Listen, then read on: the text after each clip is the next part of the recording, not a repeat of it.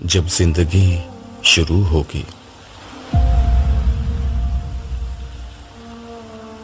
لوگ مجھے ایک عالم اور ادیب سمجھتے ہیں، مگر در حقیقت میرے پاس کسی ادیب کا قلم ہے اور نہ کسی عالم کا دماغ۔ میرا کل سرمایہ بس ایک درد دل ہے۔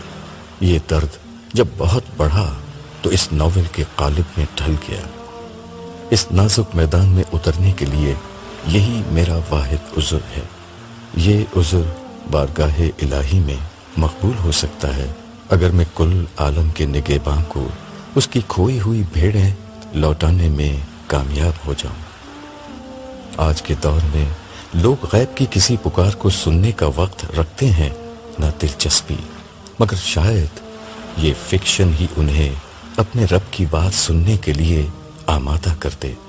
شاید اسی طرح خدا کو اس کا کوئی بندہ یا بندی مل جائے۔